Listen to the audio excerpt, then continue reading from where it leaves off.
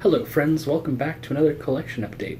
I had that other video a little while back just so I could get started, but here's the stack of games I've picked up since then to add to my collection. Megaman X8. This game has a Metacritic score of 68. Remember when Capcom used to make Mega Man games? I don't have a lot to say about this because I didn't get a whole lot of time to try it out. I'm sure it holds up to the other games in the Mega Man series. Franklin, a birthday surprise. Metacritic does not currently have a score. IGN gave it a 7, I give it a 3. The developers of this game, Neko Entertainment, seem to have gotten their start with Charlie's Angels on the GameCube and PlayStation 2 back in 2003.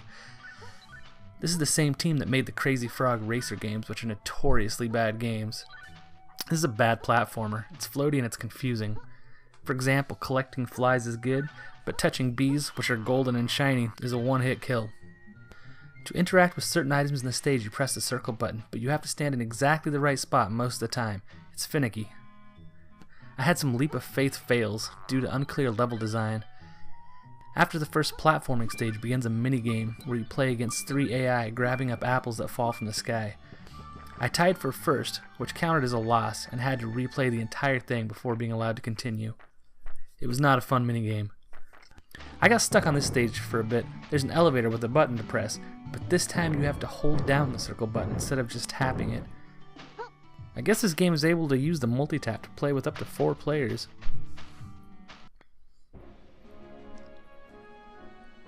Heroes of the Pacific, also available on the Xbox, has a Metacritic score of 76.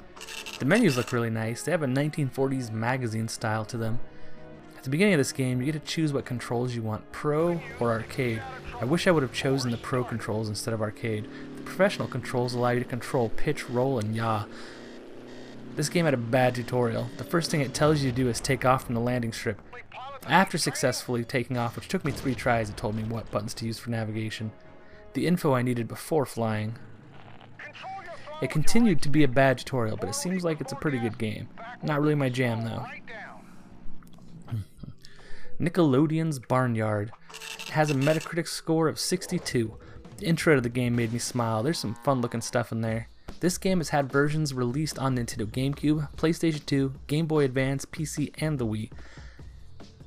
I look forward to playing this game more. It looks like it becomes more interesting when you unlock more stuff. There are some confusing parts to this game. Like, for example, the gender roles of the bovines. At the beginning of the game, you get to pick what gender you would like to be.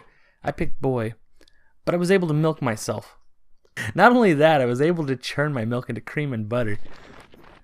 There's also the fact that these animals have flip phones. Cow says, deal with it. The Simpsons Skateboarding has a Metacritic score of 38. This is not a well-dubbed game. This game is pretty bad. There's a Tony Hawk knockoff game by Crave that's better. Crave released a game better than this. World Tour by Crave is better than this Simpsons game. Electronic Arts put this out. In this skateboarding game, the controls are just bad. Gaining momentum is too difficult, and this alone makes the game way less fun than it could have been. Hunter the Reckoning Wayward. This game has a Metacritic score of 68. I had to crank up the brightness on this game right away. It was too dark by default. It's a sequel to another game called Hunter the Reckoning that was on the Xbox, and I guess it's also part of a tabletop role-playing game series. Check this out, a newspaper machine. Remember those? Ooh, VHS tapes too. 2003. It was an innocent time.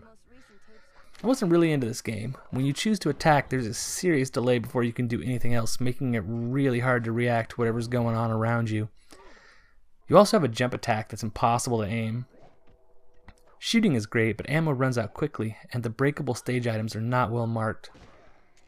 The strafing feature is nice and well implemented, but there are many great dungeon crawlers on PlayStation 2, making this game very skippable. Ferrari Challenge. It's got a Metacritic score of 67.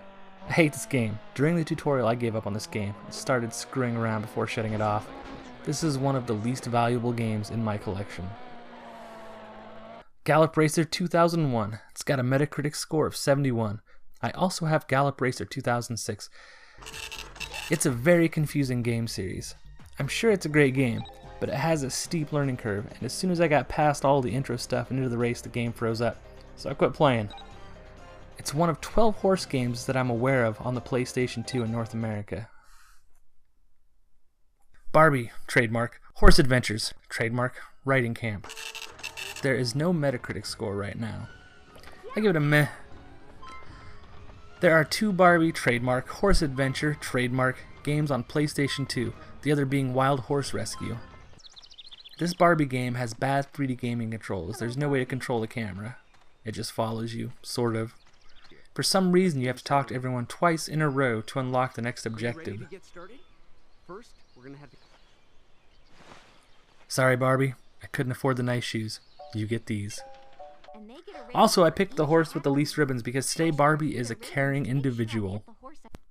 Dragon Quest VIII, Journey of the Cursed King. Currently, it has a Metacritic score of 89. I've been meaning to grab Dragon Quest VIII for a while, but then I ran into this sweet collectible edition at my local game store, so I had to pick it up. I loved Dragon Warrior 4 on the NES back in the day, so this series really pushes my nostalgia buttons. I'm sure most people know this, but Akira Toriyama, the creator of Dragon Ball Z, is responsible for the art style of this game. This is the first game in the series to drop the Dragon Warrior name in North America, and the first to be released in Europe. Candy Cats is my new favorite monster. Final Fantasy XII, the Collector's Edition. I already have the normal version.